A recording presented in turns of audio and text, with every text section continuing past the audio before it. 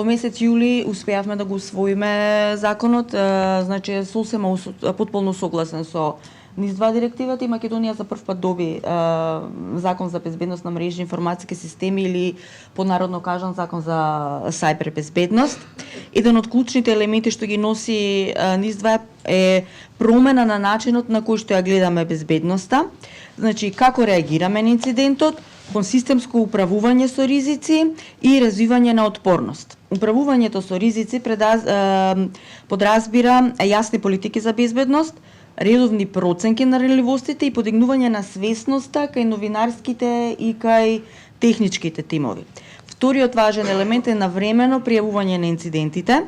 НИС-2 го нагласува значењето за раната комуникација со надлежните институции. Со тоа што доколку рано се искомуницира, ќе дојде до подобра комуникација и спречување на пошироки последици. Ова не треба да го гледаат медиумите како административна обврска која им се дава за рано пријавување на инцидентите, туку како механизам за заедничка заштита, односно за подобра реакција.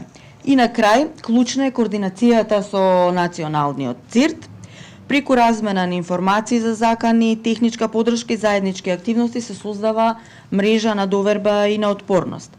Целта е медиумите да не останат сами во моментот кога ќе дојде до сајбер напад, односно треба да бидат дел од еден поширок национален систем за сајбер безбедност. Која е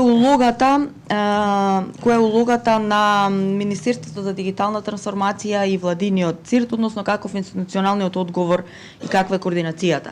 Во контекст на растичките сајбер информацијски ризици, улогата на Министерството за дигитална трансформација и националниот ЦИРТ пред се координацијска и подржувачка.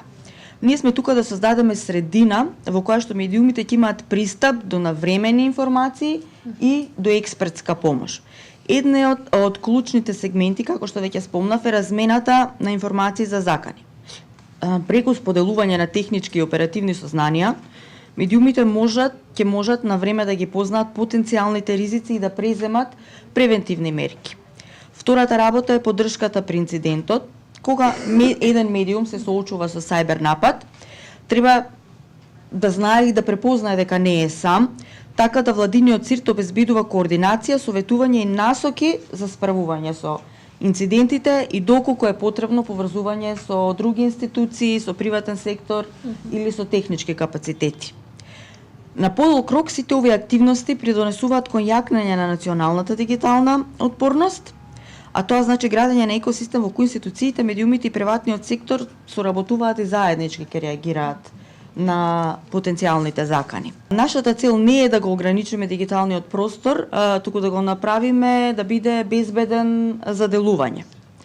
Затоа и завршната порака е дека безбедни медиуми значат отпорно општество и инвестирање на медиумите во сајбер безбедноста не значи само инвестирање во техника, туку тоа значи инвестирање во доверба, во стабилност, во демократско општество.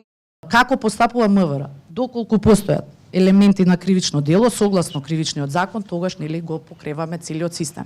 Ова е сосема еден друг, како да кажам, момент, се викат нетранспарентна алатка. Значи вас ве банираат, односно ричот ви го банираат и буквално до нула рич доаѓате. Представува цензура, но не класифицирана, како да ви кажам, законски, правно, никако регулирана. Тоа е дигитализацијата, тоа е, да речеме, неиднината сегашноста во која постоиме. Сите ние се согласивме нашите податоци да ги ставиме на платформите кои се во рацете на приватни компании во странство. Најчесто во САД. И ние потоа бараме одговор од истите. Верувајте, вашите години труд се сведоа на тоа да вие, нели, молите за одговор од таа страна за да ви помогнат. Само платформите, дигиталните платформи, согласно дигиталниот сервис акт, колку што јас сум запознаена, ги пратам сите тие моменти, се тие кои што се надлежни да го спречат овој shadow banning. Не може ни една, да речеме, единица за сајбер криминал да помогне во однос на ботскиот напад. Кого ќе гоните? Како ќе го лоцирате? Да не почнувам сега со предизвиците со кои ние се соочуваме во однос на истрагата. гонејќи ги сајбер криминалците.